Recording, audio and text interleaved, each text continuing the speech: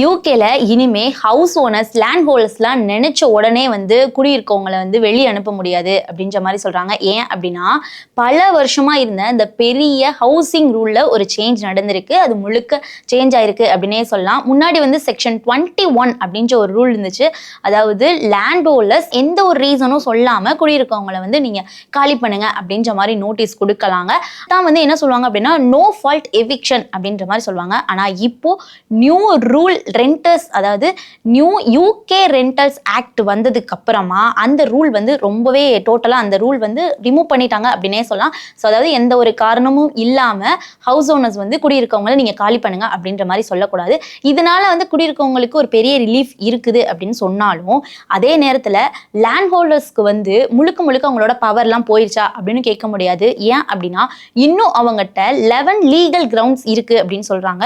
அதை யூஸ் பண்ணி அந்த ரீசனை வந்து சுட்டி காட்டி வந்து உங்களை வந்து அவங்க காலி பண்ண சொல்லலாம், அதாவது நோட்டீஸ் கொடுக்க முடியும் அப்படின்னு சொல்றாங்க. ஸோ அது என்ன 11 லீகல் கிரவுண்ட்ஸ் அப்படின்றத இந்த வீடியோல டீட்டெயிலா பார்க்கலாம். ஃபர்ஸ்ட் பாயிண்ட் என்ன அப்படின்னா, நீங்க ரெண்ட் கட்டல அப்படின்னா அவங்க வந்து உங்களை காலி பண்ண சொல்லலாம். அதாவது ரெண்ட் வந்து தொடர்ந்து ஒரு 3 months நீங்க வந்து ரெண்ட் கொடுக்கல அப்படின்னா ஹவுஸ் ஓனர்ஸ் கோர்ட்டுக்கு போய் அந்த எவிக்ஷன் ஆர்டரை வந்து வாங்கலாம் அப்படின்னு சொல்றாங்க. அதாவது டென்டன்ட் ப்ரொடெக்ஷன் இருக்குதுன்னு சொல்லிட்டு ரெண்ட் கட்டாம ஃப்ரீ அண்ட் ஸ்டே எல்லாம் வந்து பண்ண முடியாது. இந்த ரூல் வந்து லேண்ட் ஓனர்ஸ்க்கு ஒரு ஸ்ட்ராங் ப்ரொடெக்ஷனா இருக்கு அப்படின்ற மாதிரி சொல்றாங்க. ஸோ பாயிண்ட் 2 என்ன அப்படின்னா, ஓனர் வீட்டில், அதாவது ஓனருக்கு சொந்தக்காரங்க ஓனர் வீட்டில் அவங்க இருக்கவங்கமே வந்து அந்த அந்த அந்த வீட்டுக்கு வரணும் அப்படின்னு வந்து நினைச்சாங்க அப்படின்னா கண்டிப்பா வந்து அவங்க வந்து காலி பண்ண சொல்லலாம் அப்படின்னு சொல்றாங்க. ஏன்னா லேண்ட் ஹோல்ட் வந்து அவங்களோட ஃபேமிலி, அவங்க வீட்டில் நாங்கள் குடி வர போறோம் அப்படின்ற மாதிரி அந்த ரீசனை சொன்னாங்க அப்படின்னா குடியிருக்கவங்க வெளியே அனுப்புறதுக்கு சட்டம் இருக்கு அப்படின்னு சொல்றாங்க. ஸோ அதனால அதுக்கு வந்து ப்ராப்பரா நோட்டீஸ் கொடுக்கணும். அப்படி நீங்க வந்து உங்க வீட்டில் நீங்க தான் குடியிருக்க போறீங்க, இப்போ நீங்க காலி பண்ணுங்க அப்படின்னு சொன்னாலும் அதுக்கு ப்ராப்பரான நோட்டீஸ் கொடுக்கணும் அப்படின்ற மாதிரியும் கோர்ட் ப்ராசஸை ஃபாலோ பண்ணணும் அப்படின்ற மாதிரியும் சொல்லியிருக்காங்க. ஸோ தேர்ட் பாயிண்ட் என்ன அப்படின்னா, ப்ராப்பர்ட்டி சேல் வந்து பண்ண போறீங்க அப்படின்னா அப்பயும் நீங்க வந்து காலி பண்ண சொல்லலாம். அதாவது லேண்ட் ஓனர் வீட்டை விற்கணும் அப்படின்னு சொல்லிட்டு முடிவு பண்ணிட்டாங்க அப்படின்னா அந்த ஒரு எவிக்ட் செய்யலாம் அப்படின்னு சொல்றாங்க. ஆனா இங்க ஒரு ரொம்பவே முக்கியமான ஒரு ட்விஸ்ட் இருக்கு. என்ன அப்படின்னா, இப்போ புதுசாக வந்து வர்றாங்க, அப்போதான் வந்து வந்திருக்காங்க, வந்த உடனே நீங்கள் வந்து காலி பண்ண சொல்ல முடியாது. அட்லீஸ்ட் மினிமம் 12 months அவங்களுக்கு வந்து ப்ரொடெக்ட் பீரியட் இருக்குது அப்படின்ற மாதிரி சொல்லியிருக்காங்க. ஸோ அதாவது குடியிருக்கவங்களுக்கு 1 வருஷம் அந்த ஹவுசிங் செக்யூரிட்டி கிடைக்கணும் அப்படின்ற மாதிரி சொல்லியிருக்காங்க. நீங்கள் வந்து விற்கணும் அப்படின்னா நீங்கள் 1 வருஷம் கழிச்சு தான் விற்க முடியும். இல்லை அப்படின்னா 1 வருஷத்தில் நீங்கள் விற்க போறீங்க அப்படின்னா குடியிருக்கவங்களுக்கு வந்து விடாதீங்க அப்படின்ற மாதிரி சொல்கிறாங்க. விட்டா 1 வருஷத்துக்கு அப்புறம் தான் வந்து நீங்கள் விற்க முடியும்னு சொல்லியிருக்காங்க. ஸோ பாயிண்ட் 4 என்ன அப்படின்னா, ஆன்டி சோஷியல் பிஹேவியர், அதாவது குடியிருக்கவங்க அவங்களுடைய நெய்பர்ஸ்க்கு வந்து ஏதாவது டிஸ்டர்பன்ஸ் கிரியேட் பண்ணாங்க அப்படின்ற மாதிரி வைலன்ஸ், நியூசன்ஸ், அதுக்கப்புறம் வந்து இல்லீகல் ஆக்டிவிட்டிஸ் மாதிரியான ப்ராப்ளம்ஸ் ஏதாவது அவங்க பண்ணாங்க அப்படின்னா இமீடியட்டாக லீகல் ஆக்ஷன் எடுக்கலாம் அப்படின்ற மாதிரியும், இதுல வந்து குடியிருக்கவங்களுக்கு எந்த ஒரு ப்ரொடெக்ஷனும் கிடையாது, நீங்க உடனே வந்து நீங்க வந்து காலி பண்ண சொல்லலாம் அப்படின்ற மாதிரி சொல்றாங்க. ஸோ 5th பாயிண்ட் வந்து ஃபேக் டாக்குமெண்ட்ஸ் கொடுத்துருந்தாங்க அப்படின்னா நீங்க உடனே வந்து காலி பண்ண சொல்லலாம். என்ன அப்படின்னா, சேலரி ப்ரூஃப் வந்து கேட்பாங்க. இப்போ ஒருத்தவங்க வாடகைக்கு வந்து குடியேறணும் அப்படின்னா அவங்களுடைய சேலரி ப்ரூஃப் வந்து ஃபேக்கா இருந்துச்சு, அது உங்களுக்கு தெரிய மாதிரி வந்துச்சு, ஃபேக் இன்ஃபர்மேஷன் யூஸ் பண்ணி வீட்டை வந்து நீங்க ரெண்ட்டுக்கு வந்து அவங்க வந்து வாங்கியிருக்காங்க அப்படின்னா லேண்ட் ஓனர் எவிக்ஷன் ப்ராசஸ் வந்து ஸ்டார்ட் பண்ணலாம் அப்படின்னு சொல்றாங்க. ஸோ நெக்ஸ்ட் பாயிண்ட் என்ன அப்படின்னா, இப்போ ஹவுஸ் ஓனர்ஸ் தான் வந்து ஏதாவது லோன் வாங்கியிருந்தாங்க அப்படின்னா அந்த லோனை கட்ட முடியல அப்படின்னா அப்போ வந்து வீட்டை வந்து சீஸ் பண்ணுவாங்க. அப்போ அங்கே குடியிருக்கிறவங்களுக்கு வந்து அவங்க எந்த தப்பும் பண்ணல அப்படின்னா பேங்க் சைட்ல இருந்தோ இல்லை கவர்மெண்ட் சைட்ல இருந்தோ வந்து அவங்கள வந்து காலி பண்ண சொல்றதுக்கான ரைட்ஸ் இருக்கு அப்படின்னு சொல்றாங்க. ஏன்னா அந்த வீடு வந்து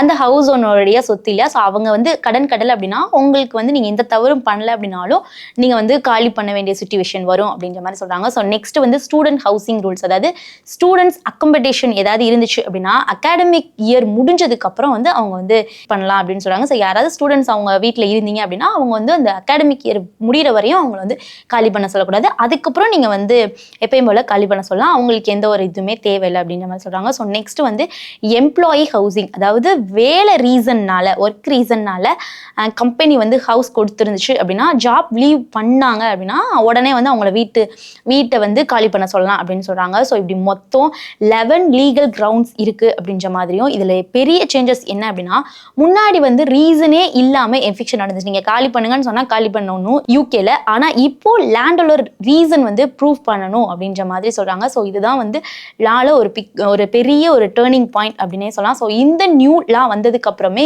யூகேல குடியிருக்கவங்களா இருக்கட்டும், யூகே டெண்டன்ட் குரூப்ஸ் வந்து ஒரு பெரிய ரிலீஃப், அவங்களுக்கு ஹாப்பியா இருந்தாலும் இப்பதான் வந்து டெண்டன்ஸ்க்கு ஒரு ரியல் ப்ரொடெக்ஷன் இருக்கு அப்படின்ற மாதிரிலாம் வந்து பேசிட்டு இருக்காங்க. ஆனா ஹவுஸ் ஓனர் சைட்ல இருந்து ஒரு ஃபியர் இருக்கு. ஏன் அப்படின்னா கோர்ட் ப்ராசஸ் வந்து ரொம்பவே ஸ்லோ ஆகும். அட் த சேம் டைம் வந்து பேடா வந்து பிஹேவ் பண்ற அந்த குடியிருக்கவங்கலாம் வந்து வெளியே போக மாட்டாங்க, நாங்கள் இங்கே தான் இருப்போம், ரூல்ஸ் இருக்கு அப்படின்ற மாதிரி பேசுவாங்க. அதுக்கப்புறம் வந்து ரெண்ட் அமௌண்ட் வந்து இன்னும் வந்து இன்க்ரீஸ் ஆகும் அப்படின்ற ஒரு கன்சர்னும் இருக்கு அப்படின்னு சொல்றாங்க.